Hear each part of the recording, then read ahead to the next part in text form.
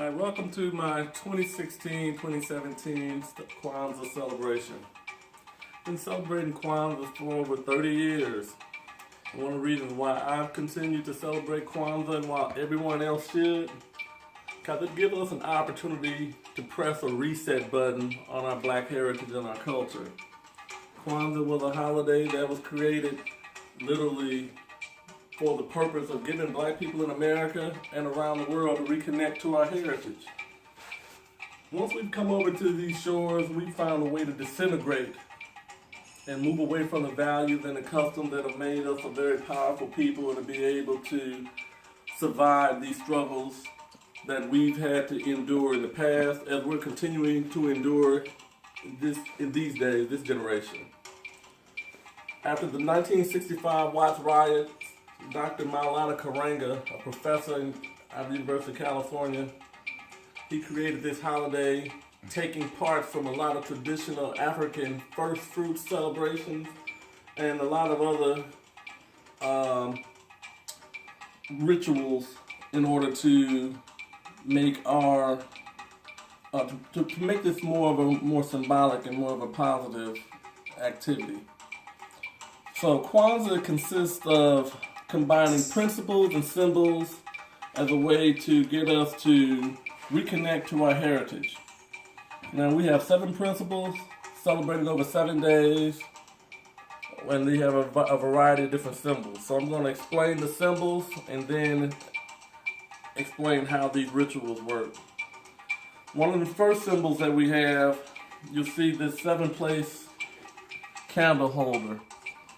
It's called a kinara. Now, with the 7-place candle holder, it symbolizes the cultural foundation that upholds these 7 principles, which are represented by these 7 candles. These 7 candles are represented in colors of 3 red, 3 green, and 1 black. Let me explain the black candle. The black candle should always be lit first when you're doing your Kwanzaa display. Kwanzaa, the black symbol, and the black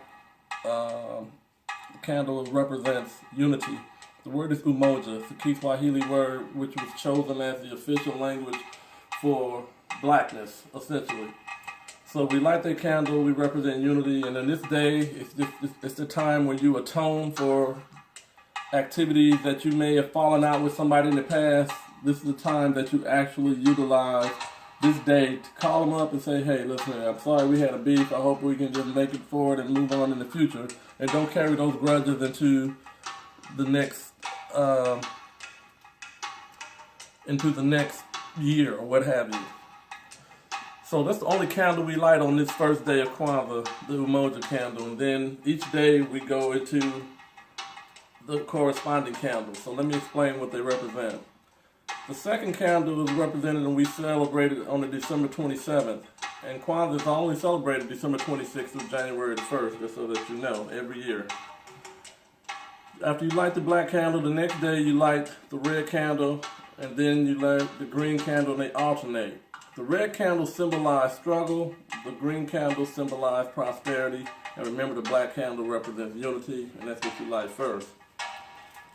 So the first principle I mentioned was the 7-place candle holder, the kinara, and then you have the 7 candles themselves, the mishuma saba, which actually means 7 candles in Kiswahili. The third symbol is represented by this straw mat. It's called mkeka. The straw mat symbolizes our culture, our foundation. And one thing you have to have is a strong cultural foundation if we're going to be able to survive and be able to move forward. So we have the cultural foundation, which is definitely the most critical component of us being able to work through all of our issues and our problems. If you have a strong cultural foundation, you'll be able to rely upon your family, your friends, your community in order to help strengthen and build each other and therefore be able to move forward in a more constructive and positive manner. The fourth principle, you have crops. Crops symbolize prosperity if everyone takes the opportunity to cultivate, plant, and invest the time and energy necessary to grow a community. You invest that time with your family, with your children, with your parents, your business and whatnot. If you do that, you have a healthy, robust crop. And this symbolizes that. Now, a fifth principle within your crop, you see ears of corn. Ears of corn are symbolic of children within your crop. Children are quintessential, and the corn is a regenerating stalk. It's a type of vegetable that once it grows out of the stalk, it grows again. So it's symbolic of that.